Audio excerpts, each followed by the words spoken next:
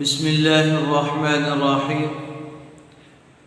آج ہم گفتگو کریں گے کہ ایک مسلمان اپنی بیٹی کی تربیت کیسے کرتا ہے، ایک مسلمان بیٹی مثالی بیٹی کیسے بن جاتی ہے، ایک مسلمان کی بیٹی عظمت والی بیٹی کیسے بن سکتی ہے، اللہ کے ہاں پسندیدہ اللہ کی بندی کیسے بن سکتی ہے، کن صفات کی وجہ سے وہ اللہ کے ہم بلند مرتبہ حاصل کر سکتی ہے۔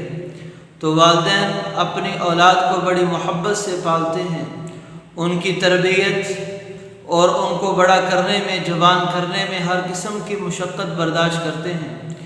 تو ایسی کون سی صفات ہیں جو ایک والد اور والدہ کے ذمہ ہیں اپنی بیٹی کے اندر پیدا کریں تاکہ وہ بیٹی معاشرے کی بہت ہی اچھی اور نیک خاتون بن سکے۔ تو سب سے پہلی صفت جو ایک والد اور ایک ماں اپنی بیٹی میں پیدا کرنا چاہیے انہیں، وہ سب سے پہلی صفت حیا کی صفت ہے۔ حدیث پاک میں ارشاد ہے، الحیاء شعبۃ من الایمان، حیا ایمان کے شعبوں میں سے ایک شعبہ ہے۔ اور عورت کا حیا یہ ہے کہ عورت کسی نامحرم کے سامنے نہ جائے، عورت کسی نامحرم سے بات چیت نہ کرے، اگر بات کرنے بھی پڑے تو اپنی نگاہوں کو نیچی کر کے، بہت ہی شرم کے ساتھ نگاہوں کو نیچا کر کے ضرورت کی بات کرے، کیونکہ حیا یہ انسان کا نہ نظر آنے والا لباس ہے۔ جیسے ظاہری لباس انسان کے جسم کو چھپا دیتا ہے، ایسے ہی عورت کا حیا عورت کو غیر مرد کے سامنے اپنی عزت تار کرنے سے بچا دیتا ہے، غیر محرم کی بری نظروں سے بچا دیتا ہے۔ تو آپ صلی اللہ علیہ وسلم کی پیاری بیٹی حضرت فاطمہ رضی اللہ تعالیٰ عنہ کے حیا کی کیا بات ہے۔ آپ صلی اللہ علیہ وسلم ایک دفعہ مجلس میں بیٹھے اور صحابہ سے پوچھا، بتاؤ عورت کے لیے سب سے بہترین چیز کیا ہے؟ صحابہ کرام خاموش ہوئے، جواب کوئی نہیں دیا۔ اما فاطمہ رضی اللہ تعالیٰ عنہ کے پاس حضرت علی رضی اللہ تعالیٰ عنہ تشریف لاتے ہیں اور کہا کہ یہ باتیں آپ صلی اللہ علیہ وسلم نے سوال کیے ہیں۔ تو اما فاطمہ رضی اللہ تعالیٰ عنہ فرمانے لگی، عورت کے لیے سب سے بہترین چیز یہ ہے کوئی اجنبی مرد اس عورت کو نہ دیکھے اور کوئی عورت اجنبی مرد کو نہ دیکھے۔ جب یہ بات آپ صلی اللہ علیہ وسلم تک پہنچی تو آپ صلی اللہ علیہ وسلم مسکرائے اور کہنے لگے، فاطمہ تو میرے دل کا ٹکڑا ہے۔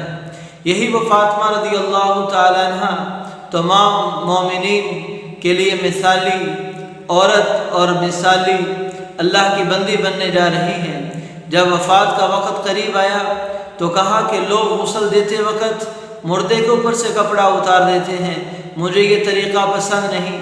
حضرت اسماء بنت عمیس رضی اللہ تعالیٰ عنہ فرماتے لگی کہ میں نے افریقہ کے کچھ لوگوں کو دیکھا ہے، وہ نہلاتے وقت اوپر کپڑا ڈال دیتے ہیں۔ کہا ہاں یہی بات بہتر بات ہے، میرا جب انتقال ہو جائے مجھے نہلانا آپ نے ہے، حضرت علی رضی اللہ تعالیٰ عنہ پانی لا کر دیں گے کیونکہ وہ میرے خاوند تھے، اور پھر میرا جنازہ رات کو اٹھایا جائے تاکہ میری جسمانیت جسم بھی کسی مرد کے سامنے نمایاں نہ ہو۔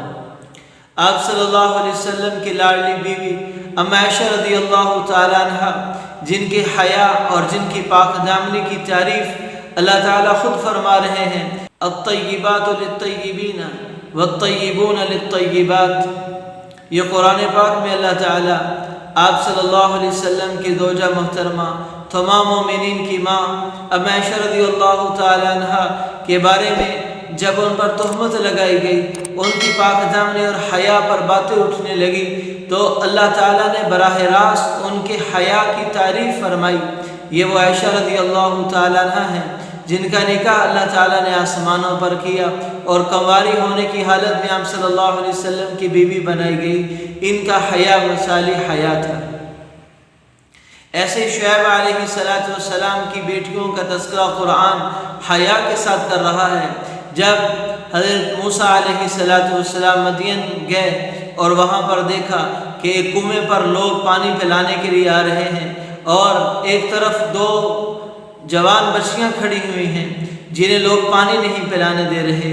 جب قوم کے طاقتور لوگ پانی پلا کر چلے گئے تو اس کنویں کی منڈیر پر بڑا پتھر رکھ دیا۔ بچیاں اپنی بکریوں کو پانی نہ پلا سکی اور وہ میلا کچیلا پانی پلانے لگی، تو موسیٰ علیہ السلام نے ان بچیوں کے لیے وہ پتھر اٹھا دیا۔ وہ بچیوں نے بکریوں کو پانی پلایا اور گھر جا کر اس نوجوان کی تعریف کی۔ تو حضرت شعیب علیہ السلام نے ایک بچی کو بھیجا کہ جاؤ اس نوجوان کو بلا کر لاؤ۔ تو قرآن نے اس بچی کے حیا کا نقشہ کھینچا، تمشی علی استحیاء، کہ وہ بچی حیا کے ساتھ، پاک دامنی کے ساتھ شرمندی ہو کر وہاں سے چل رہی تھی۔ اللہ تعالیٰ نے ان کے حیا کا تذکرہ یوں فرمایا۔ اور مریم علیہ السلام کے بارے میں قرآن پاک میں سورہ مریم میں اللہ تعالیٰ نے فرمایا کہ جب مریم علیہ السلام جوان ہوئی اور انہوں نے گھر کا ایک کونا مخصوص کیا عبادت کے لیے، پھر ایک دن غسل کرنے کے لیے گھر کے مشرق کی طرف جانے لگی، جب پردے کے اندر چلی گئی تو اچانک دیکھتی ہیں کہ ایک نوجوان، کڑیل نوجوان کی شکل میں ان کے سامنے مرد موجود ہے، تو کہنے لگی انی اعوذ بالرحمن منک ان کنت تقیا، کہ میں اللہ سے پناہ مانگتی ہوں اگر تو ڈرنے والا ہے اللہ سے۔ تو آگے جبرائیل علیہ السلام کہنے لگے میں تو اس لیے آیا ہوں تاکہ تجھے بچے کی اور بیٹے کی لِأَهَبَ لَكِ غُلَامًا زَكِيًّا، ایک غلام، ایک بچے کی تمہیں بشارت دوں، بچہ عطا کروں۔ تو کہنے لگی اَنَّا يَكُونُ لِي غُلَامٌ وَلَمْ يَمْسَسْنِي بَشَرٌ وَلَمْ أَكُ بَغِيًّا، کہ مجھے بچہ کیسے ہو سکتا ہے؟ بچہ ہونے کے دو ہی ذریعے ہیں، یا تو نکاح کے ذریعے اولاد ہو یا پھر زنا کے ذریعے اولاد ہو۔ نکاح میرا ہوا نہیں، وَلَمْ أَكُ بَغِيًّا، میں بے حیا عورت نہیں ہوں، میں زناکار عورت نہیں ہوں۔ قَالَ كَذَلِكَ، یہ وہ جملہ ہے جو اماں مریم علیہ السلام کی پاک دامنی اور ان کی عزت، ان کی عفت پر دلالت کر رہا ہے کہ حضرت جبرائیل علیہ السلام کہہ رہے ہیں بات ایسے ہی ہے، اور آپ واقعی ہی اللہ کی پاکیزہ بندی ہیں، لیکن آپ کے رب کے لیے تمام چیزیں آسان ہیں، تو آپ کا رب آپ کو بیٹا عطا کرے گا۔ تو یہ امت کی تمام بیٹیاں، تمام مائیں، ان کے لیے سب سے بہترین سبق ہے اپنے اندر حیا پیدا کریں۔ والدین کے لیے سب سے بہترین سبق ہے اپنی اولاد، خاص طور پر بچیوں کے اندر حیا کو پیدا کرنے کی کوشش کریں، ان کے لیے ایسا ماحول بنائیں کہ بچیاں حیادار بن جائیں، کیونکہ اغیار نے ایسی محنت کی ہے کہ ہماری بچیاں آج بے حیا ہوتی جا رہی، گناہ کی کثرت ہوتی جا رہی، بچیاں اللہ اور اس کے رسول اللہ صلی اللہ علیہ وسلم کی بتائی ہوئی حدود اور قیود سے باہر نکلتی آ رہی ہیں، تو ان کو سمجھانے کی ضرورت ہے۔ یہ پہلی صفت ہے جو ایک اچھی بیٹی، مثالی بیٹی کے اندر ہونی چاہیے۔ بقیہ صفات کا تذکرہ ہم بقیہ دروس میں کریں گے۔ مع السلامہ۔